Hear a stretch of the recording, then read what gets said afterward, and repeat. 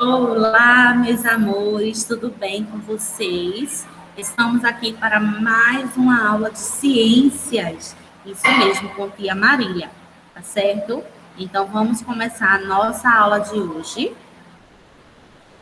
com a atividade de casa que está no caderno de atividades, de 2 a 7, tá certo? E nossa atividade de classe será no manual do aluno. Vamos lá? Então, vamos começar, né? As plantas e os seres humanos. O uso das plantas no nosso cotidiano. Depois de caminhar parte da manhã pelo Jardim Botânico com a turma, a professora Cláudia fez uma pausa no passeio para as crianças se alimentarem. O guia do jardim deixou sobre a mesa uma cesta cheinha de maçãs que tinham sido colhidas da macieira. Essa seria a sobremesa. Então, a professora Cláudia falou assim: já que estamos estudando as plantas, observem quantas coisas aqui têm origem vegetal. Então, observem aí com atenção a cena assim. Depois, então agora, observando aí essa cena, dos elementos que a compõem, quais têm a origem vegetal? Então, temos as maçãs, mesa e bancos, tá certo? E no segundo quesito, de que parte dos vegetais os elementos que você citou na atividade 1 se originam? Então, a mesa e os bancos são feitos dos troncos das árvores e a maçã é um fruto da macieira, tá certo? Então, a professora Cláudia aproveitou o momento para comentar com os alunos que as partes das plantas são utilizadas em diversos aspectos do cotidiano, como na alimentação, no vestuário, na habitação, entre outros. Além disso, as plantas também servem para a fabricação de medicamentos, cosméticos e combustíveis. Vamos ver alguns exemplos de usos das plantas. Então, temos aqui, ó, a alimentação. A habitação aqui, ó, feita de madeira. E o vestuário feito de algodão. E tem outras plantas também, né? Então, vamos lá. Como você e sua família usam as plantas no dia a dia? Muitas plantas são cultivadas pelo homem, por exemplo, o milho, a mandioca, o trigo e a batata, para atender a uma de suas maiores necessidades, que é a alimentação. No entanto, há plantas que são obtidas sem qualquer intervenção humana, ou seja, que são coletadas dos ambientes naturais, matas, campos e mangues, por exemplo, e utilizadas na fabricação de objetos como tapetes, cestos e telhas. Então, ó, temos aí alguns exemplos. Temos a mandioca. A mandioca, ela dá origem a diversos preparos culinários. Então, temos aqui o exemplo do bolo. Estão vendo aí o bolo? Então, é feito da mandioca. E temos também o capim dourado, que dá origem a cestos e outros objetos, como brincos, colares e bolsas. E também temos a fibra de sisal, que é muito utilizada na fabricação de tapetes. Tá bom, gente? E vamos ver aqui, ó, os telhados das habitações indígenas e das casas de pau a pique são feitos das folhas trançadas de palmeiras babaçu. Olha aqui, ó, a habitação dos indígenas. Marina e os amigos lembraram-se de outros exemplos de usos das plantas no dia a dia. Então, Marina falou aqui, ó, sobre o papel que usamos, que é feito a partir da celulose, que é um tipo de fibra extraída do eucalipto, tá bom? E também temos o cacau. Com o cacau, fruto do cacaueiro, faz-se o chocolate. Quem gosta de chocolate? Então, esse chocolate usamos aonde? No sorvete, nos bolos e nos bombons, tá certo? E, por último, com os óleos essenciais extraídos de plantas como a lavanda, é possível fazer perfumes, cremes e outros produtos de belezas e medicinais. E por falar de plantas medicinais, Ita quis fazer um alerta sobre o uso dessas plantas. Então, vamos prestar atenção a seguir ao que ele explicou aos amigos dele. Então, vamos conversar sobre as plantas medicinais e o cuidado com a automedicação. Ita contou que o povo de sua aldeia faz uso de plantas para fins medicinais. Estudos científicos já comprovaram a eficiência terapêutica de diversas espécies, como as exemplificadas a seguir. Então, a tia Marília vai falar agora sobre a camomila. Quem já tomou chá de camomila?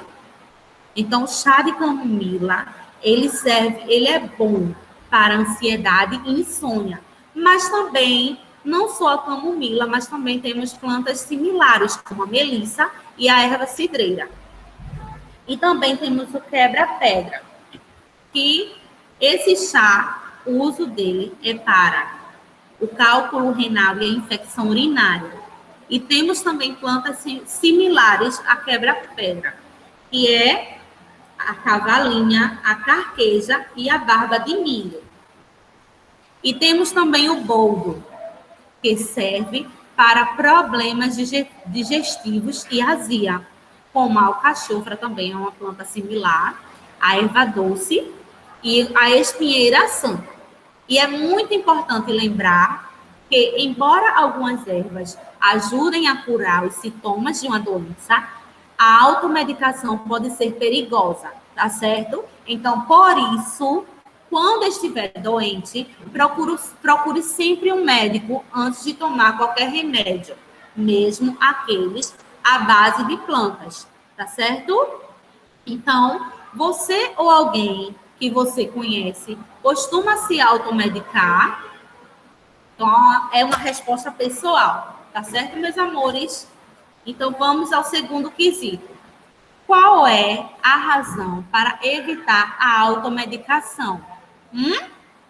Então, ó, pode fazer mal à saúde e pode não servir para a doença que se quer tratar, tá bom? Mas, em sua opinião, ao tomar chá de uma determinada erva medicinal, corre-se o risco de passar mal?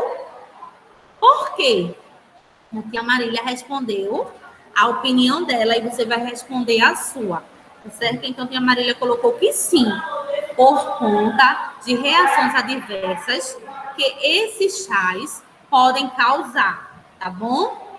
Então, agora vamos à página 23. Você sabe o que são plantas transgênicas? No mundo, há mais de 7 bilhões de pessoas que precisam se alimentar. O espaço onde essas pessoas vivem e plantam hoje é o mesmo que do ano de 1900, por exemplo, quando a população era de 1,5 bilhão. A fim de aumentar a produção de alimentos, sem que, com isso, eles perdessem a qualidade nutricional e para dar maior resistência às plantas contra doenças, pragas e variações climáticas, o homem modificou a genética delas com a ajuda da tecnologia. Então, isso significa que certas características das plantas que sejam de interesse dos produtores de alimentos, como alguma proteína, para combater insetos, por exemplo, podem ser introduzidas na sua formação, com suas características modificadas. A planta torna-se mais resistente e, consequentemente, há menos possibilidade de perda de colheitas. Alguns alimentos transgênicos cultivados no Brasil são o milho, o algodão, o feijão, a soja e a cana-de-açúcar. Então, preste atenção. O alimento geneticamente modificado é chamado de transgênico. Então, quando você vê em alguma embalagem, tá certo, de alimentos, quer dizer que esses alimentos foram produzidos por esse tipo de planta, tá certo? Então, vamos que tia Marília agora vai explicar a atividade de casa. Só um momentinho.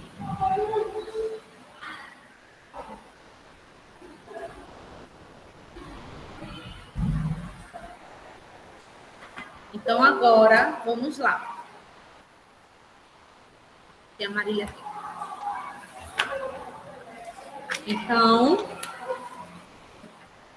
na página 2, ajude a Anitta a completar a cruzadinha de acordo com as dicas a seguir. Letrinha A, você vai escrever a palavra, cada letrinha em seu quadradinho. Ajuda um chuchu e o maracujá a se fixarem. Aí você vai colocar aí a resposta.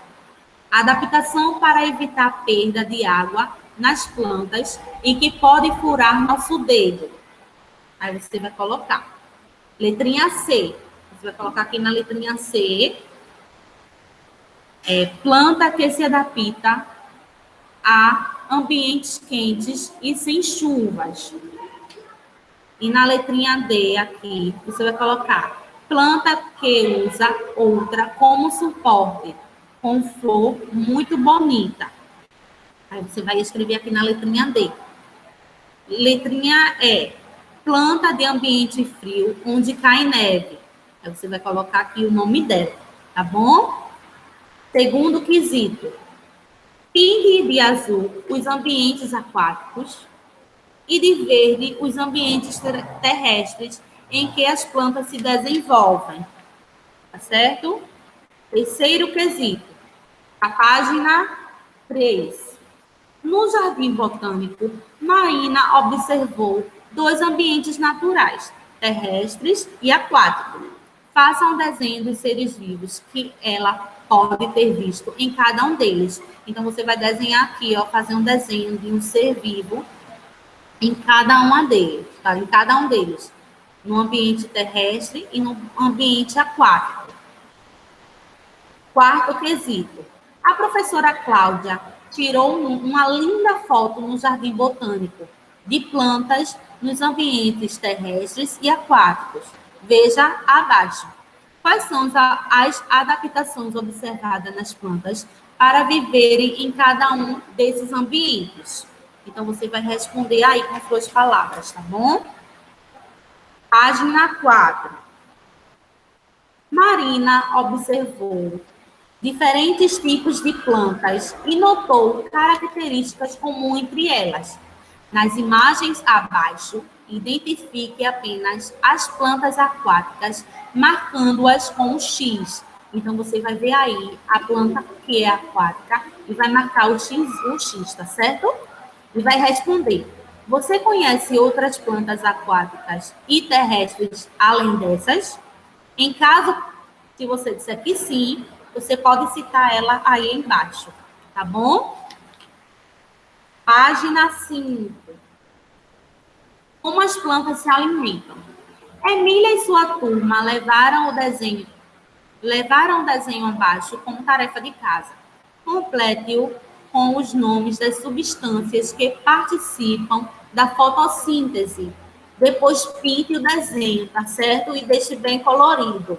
Não esqueçam, pintem aí e vocês vão colocar os nomes das substâncias da fotossíntese. Luz solar, gás carbônico, oxigênio e água, tá certo? Cada um no seu devido lugar. Sétimo quesito. Descubra a mensagem de Massaro associando os símbolos às letras. Então, aqui temos os símbolos e aqui embaixo, em cada símbolo, tem suas letras. Então, vocês vão escrever aqui, ó, a frase nessas 2 linhas, tá bom? Com letra cursiva, tá, gente? Não esqueçam. Página 6. Vamos à página 6. O uso das plantas no nosso cotidiano. Primeiro quesito. O Urbano ficou na dúvida sobre a utilidade de algumas plantas. Vamos ajudá-los relacionando cada vegetal ao seu uso. Sublinhe aquelas que existem em sua casa. Então, temos eucalipto, feijão, cana-de-açúcar, algodão e rosa. E aqui do lado, temos para vocês colocarem a letra correta em cada utilidade dessa planta, tá bom? Temos perfume, etanol, alimento, papel e pano de louça, tá? Segundo quesito, no espaço a seguir, escreva o nome de uma planta e desenhe 2 objetos confeccionados com materiais obtidos dela. Então, você vai desenhar aqui 2 materiais obtidos dessa planta que você vai escrever o nome dela aqui, tá bom? Terceiro quesito, Rita tem um desafio para você. Escrever o nome de um produto obtido a partir das seguintes plantas: camomila, seringueira e algodoeiro. Se necessário, você pode pesquisar em livros ou na internet, tá bom? E por último, no sétimo quesito, na página 7, você vai responder aí no quarto quesito.